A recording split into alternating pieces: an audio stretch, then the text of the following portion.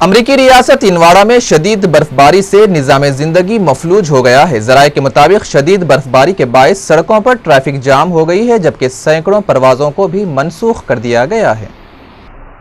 ذرائع کے مطابق شدید برفباری کے بعد سڑکوں پر ٹریفک جام ہو گئی، جبکہ سینکڑوں پروازوں کو بھی منسوخ کر دیا گیا۔ انواڑہ میں برفباری کا سلسلہ ہنوز جاری ہے، جس کی وجہ سے لوگوں کو مختلف مشکلات کا سامنا کرنا پڑ رہا ہے۔ مقامی پولیس کے مطابق سڑکوں پر شدید برفباری کے بعد سینکڑوں حادثات پیش آئے اور متعدد افراد زخمی بھی ہوئے۔ محکمہ موسمیات کے مطابق تاحال 15 انچ تک انواڑہ میں برف پڑ چکی ہے۔ افریقہ میں واقع دنیا کا سب سے چھوٹا ملک انگولا وہ واحد ملک بن گیا ہے جہاں اسلام اور مسلمانوں پر پابندی عائد کرنے کے لیے حکومت نے تمام مساجد کو شہید کرنے کے احکامات جاری کر دیے ہیں۔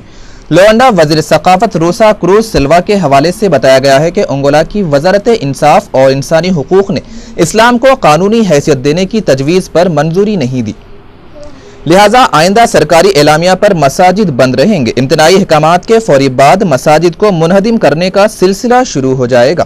گزشتہ ہفتے قومی اسمبلی سے خطاب کرتے ہوئے لوانڈا کی وزیر ثقافت نے ملک کے غیر قانونی مذہبی طبقات پر پابندی عائد کرنے کا فیصلہ کیا ہے۔ ان کا کہنا ہے کہ اسلام کا طرز عمل عبادت انگولا کے سفارتی روایت کے مغائر ہیں۔ نہ صرف اسلام بلکہ دیگر مذاہب پر پابندی عائد کی جا رہی ہے اور ان کی عبادت گاہوں کو بند کیا جا رہا ہے۔ انہوں نے بتایا کہ حکومت کا یہ فیصلہ ملک میں اسلامی اثرات ختم کرنے کا آخری ہتھیار ہے۔ اسی طرح سے انگولا دنیا کا وہ واحد ملک بن گیا ہے جس نے اسلام اور مسلمانوں کو حیرت زدہ کر دیا اور مسلمانوں پر امتناع عائد کر دیا ہے۔ حکومت نے اسلام کو مذہب کے بجائے ایک مخصوص طبقہ قرار دیا ہے۔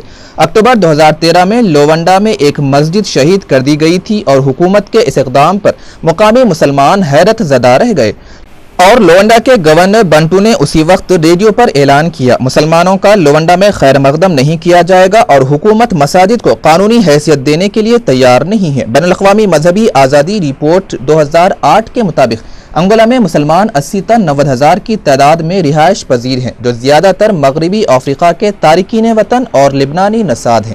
اس ملک میں اسلام اقلیت کی حیثیت رکھتا ہے۔ ملک کی جملہ آبادی 17 ملین نفوس پر مشتمل ہے، جس میں مسلمانوں کا تناسب 2.5 تا 3% ہے۔ گزشتہ ایک دہے سے انگولا میں مسلمانوں کی سرگرمیاں زیادہ ہونے کی وجہ سے مساجد اور اسکولوں کی تعمیر میں اضافہ ہوا تھا۔ اب حکومت کے امتناعی احکام کے بعد اس ملک میں مسلمانوں کے لیے زندگی اجیرن بن جائے گی۔ مصر کی عبوری حکومت نے نئے تیار کردہ آئینی مسودے پر ریفرنڈم کی مانیٹرنگ کے لیے 6 غیر ملکی گروپوں کو اجازت دینے کا اشارہ دیا ہے اور یہ ریفرنڈم اگلے سال کے آغاز میں کرائے جانے کا امکان ہے۔ 6 غیر ملکی مانیٹرنگ گروپوں کے علاوہ مصر میں مقامی سطح پر کام کرنے والی 66 NGOز بھی دستور کی منظوری کے لیے کرائے جانے والے ریفرنڈم کی شفافیت کا جائزہ لے سکیں گی۔ مصر کی عبوری وزیر اعظم حازم الببلاوی ریفرنڈم کے مرحلے کو مصر کے لیے غیر معمولی قرار دیتے ہوئے کہا کہ یہ ریفرنڈم امکانی طور پر ماہ جنوری کے دوسرے اور تیسرے عشرے کے درمیان کی تاریخوں میں ہوگا۔ واضح ہے کہ رواں سال 3 جولائی کو مصر کے پہلے منتخب صدر محمد مرسی کی فوجی سربراہ کے ہاتھوں برطرفی کے بعد سے مصر میں عبوری حکومت قائم ہے۔ عبوری حکومت نے اگلے سال کے وسط تک پارلیمنٹ کا انتخاب اور صدارتی انتخاب مکمل کرانے کا اعلان کر رکھا ہے۔ دوسری طرف مصری ہائی الیکشن کمیشن کے ترجمان ہشام مختار نے ریفرنڈم کی شفافیت یقینی بنانے کے لیے جن 6 غیر ملکی NGOز کو اجازت دینے کا ذکر کیا ہے، فی الحال ان کے نام ظاہر نہیں کیے ہیں۔ سعودی عرب کا کہنا ہے کہ ایران کے جوہری پروگرام کے تنازع کے حل کے لیے نیک نیتی درکار ہے۔ ذرائع کے مطابق وزیر ثقافت اور اطلاعات عبدالعزیز بن محی الدین خوجہ نے ایک بیان میں کہا ہے کہ اگر نیک نیتی سے کام لیا گیا تو یہ سمجھوتا ایران کے جوہری پروگرام کے جامع حل کی جانب پہلا قدم ثابت ہو سکتا ہے۔ انہوں نے کہا کہ اس جامع حل کے نتیجے میں مشرق وسطی اور خلیج سے وسیع پیمانے پر تباہی پھیلانے والے تمام ہتھیار اور بالخصوص جوہری ہتھیار تباہ کیے جانے چاہیے۔ اس حل کے بعد اہم اقدامات کیے جائیں اور ان کے تحت خطے کی تمام ریاستوں کو پرامن مقاصد کے لیے جوہری توانائی کے استعمال کا حق ہونا چاہیے۔ سعودی عرب کی جانب سے یہ بیان ایران اور 6 بڑی طاقتوں کے درمیان جوہری تنازع کے حل کے لیے جنیوا میں طے پائے سمجھوتے کے ایک روزہ بعد سامنے آیا ہے۔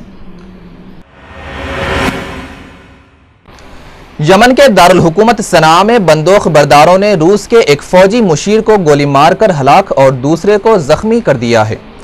غیر ملکی فوجی مشیروں پر حملے کا یہ واقعہ منگل کے روز اس وقت پیش آیا جب وزارت داخلہ نے یمن کے جنوب میں ایک فضائی حملے کے دوران القاعدہ سے وابستہ 12 عسکریت پسندوں کو ہلاک کرنے کا اعلان کیا۔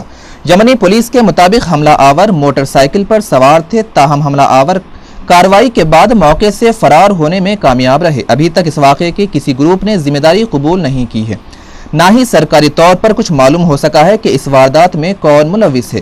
روسی فوجی ماہرین یمنی فوجیوں کو تربیت دینے کے لیے دارالحکومت صنعاء میں مقیم ہیں۔ فوجی مشیر دارالحکومت کے جنوبی علاقے میں ایک ہوٹل سے نکلے تھے کہ نشانہ بن گئے۔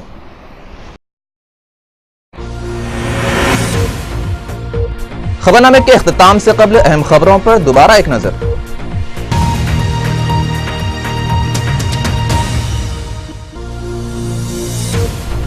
ممبئی میں 26/11 دہشت گردانہ حملوں کی 5ویں برسی، شہید افسران، اہلکاروں اور دیگر کو عوام کا بھرپور خراج۔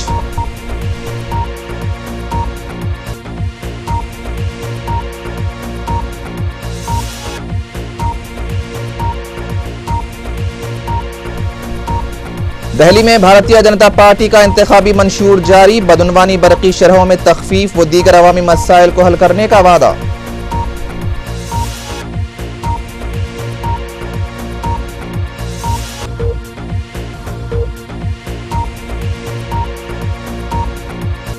بنگلور میں عمارت منہدم ہونے سے 4 افراد بشمول ایک کم سن لڑکی ہلاک، ہلاکتوں کی تعداد میں مزید اضافے کا امکان۔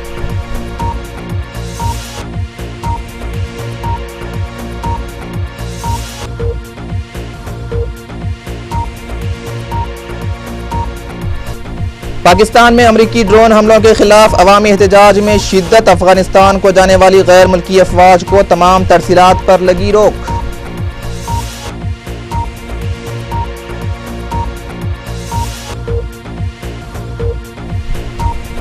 اور افریقہ کے دارالحکومت انگولا میں مذہب اسلام اور مساجد پر امتناع کرنے کا اعلان، عالم اسلام میں انگولا حکومت کے خلاف شدید ناراضگی کی لہر۔